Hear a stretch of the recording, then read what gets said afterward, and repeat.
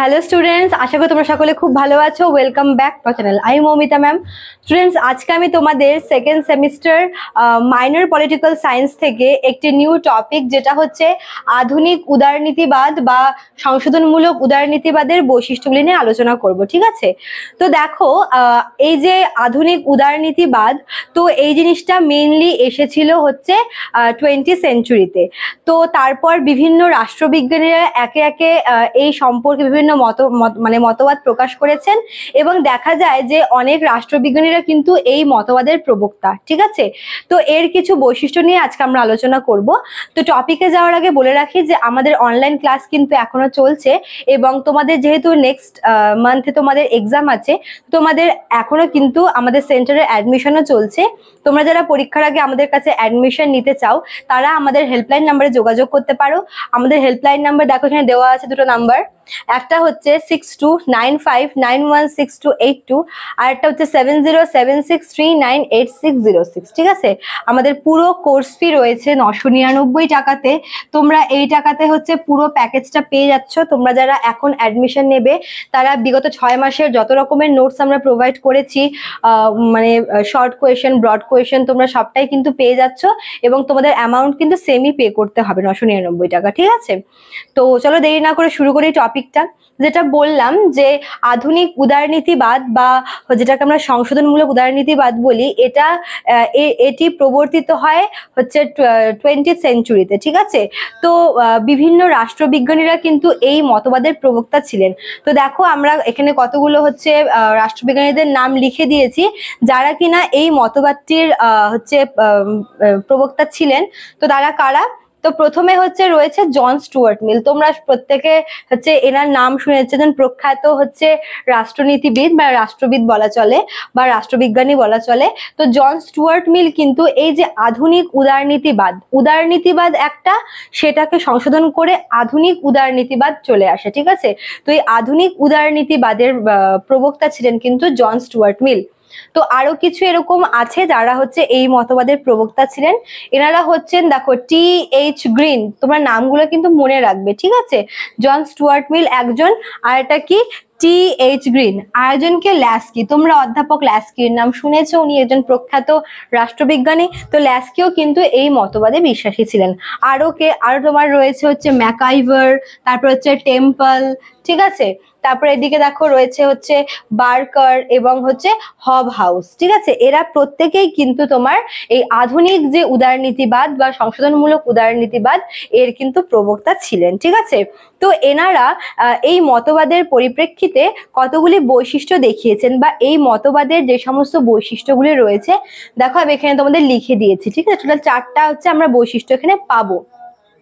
তো প্রথম যেটা, সেটা হচ্ছে স্বাধীনতা সংক্রান্ত ইতিবাচক ধারণা। মানে এই যে আধুনিক উদারনীতিবাদ রয়েছে, এটা কি করে? এটা হচ্ছে স্বাধীনতা সংক্রান্ত বা স্বাধীনতা সম্পর্কে কিছু ইতিবাচক, কিছু পজিটিভ কিছু ধারণা কিন্তু দেয়। ঠিক আছে? মানে এই মতবাদের মাধ্যমে আমরা স্বাধীনতা বা লিবার্টি সম্পর্কিত কিছু ইতিবাচক, কিছু পজিটিভ ধারণা আমরা পাবো। তো এই মতবাদের কাজই হচ্ছে এইটা, যে স্বাধীনতা সংক্রান্ত ইতিবাচক ধারণা দেওয়া। ঠিক আছে? তারপর দেখো 2 নম্বরে কি বলেছে? রাষ্ট্রের জনকল্যাণমূলক ভূমিকা। এই নীতিগুলি বা এই মতবাদটি কি রয়েছে? রাষ্ট্রের মানে একটা রাষ্ট্র, জনকল্যাণমূলক রাষ্ট্র তৈরি হবে, বা একটি রাষ্ট্রে জনগণের কল্যাণ করার জন্য যে সমস্ত রীতিনীতি বা যে সমস্ত একটি দেশের বা একটি রাষ্ট্রের কল্যাণের জন্য যে সমস্ত ভূমিকা পালন করতে হবে, সেগুলো কিন্তু এই মতবাদের মাধ্যমে আমরা জানতে পারি। অর্থাৎ একটি রাষ্ট্রের জনকল্যাণমূলক যে ভূমিকা, সেগুলো কিন্তু এই মতবাদের মাধ্যমে বোঝা যায়, বা এই মতবাদের মাধ্যমে কিন্তু আমরা আর কি ধারণা পাই। ঠিক আছে?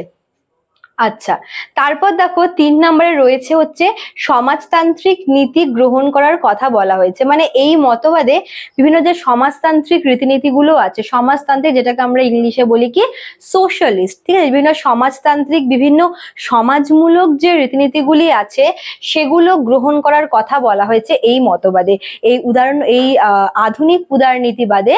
ঠিক আছে? সমাজতন্ত্র নিয়ে বা সমাজতান্ত্রিক রীতিনীতিগুলিকে ধারণ করার কথা কথা বা গ্রহণ করার কথা বলা হয়েছে। ঠিক আছে, আচ্ছা তারপর দেখো লাস্ট 4 নাম্বার যেটা বৈশিষ্ট্য সেটা হচ্ছে রাষ্ট্রের ইতিবাচক দিক। দেখো প্রথমটা ছিল হচ্ছে স্বাধীনতা সংক্রান্ত ইতিবাচক দিক, এটা হচ্ছে রাষ্ট্র সংক্রান্ত ইতিবাচক দিক।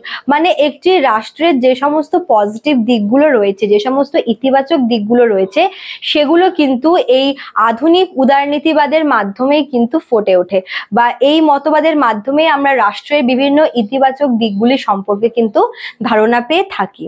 ঠিক আছে, তো এই 4টি তোমাদের রয়েছে আধুনিক উদারনীতিবাদের বৈশিষ্ট্য।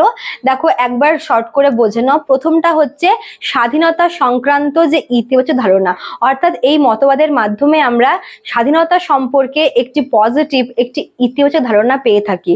ঠিক আছে, 2 নাম্বার হচ্ছে রাষ্ট্রের জনকল্যাণমূলক ভূমিকা, অর্থাৎ একটি রাষ্ট্রের মানে জনগণের কল্যাণ করার জন্য একটি রাষ্ট্র যে সমস্ত ভূমিকাগুলি পালন করে, বা একটি রাষ্ট্রের যে সমস্ত ভূমিকা পালন করা দরকার, সেগুলি এই মতবাদের মাধ্যমে কিন্তু বোঝা যায়, বা এই মতবাদের মাধ্যমে কিন্তু তুলে ধরা হয়। ঠিক আছে, 3 নাম্বার হচ্ছে সমাজতান্ত্রিক নীতি, মানে শুধুমাত্র যে আর কি তোমার জনকল্যাণমূলক নীতি তেমন না, জনকল্যাণমূলক নীতির পাশাপাশি বিভিন্ন সমাজতান্ত্রিক রীতিনীতিগুলো কিন্তু গ্রহণ করার কথা বলা হয়েছে এই আধুনিক উদারনীতিবাদের মাধ্যমে। ঠিক আছে, উদারনীতিবাদের মতবাদের মাধ্যমে, মতবাদে বলা হয়েছে যে বিভিন্ন সমাজতান্ত্রিক রীতিনীতিগুলিকে গ্রহণ করার কথা বলা হয়েছে।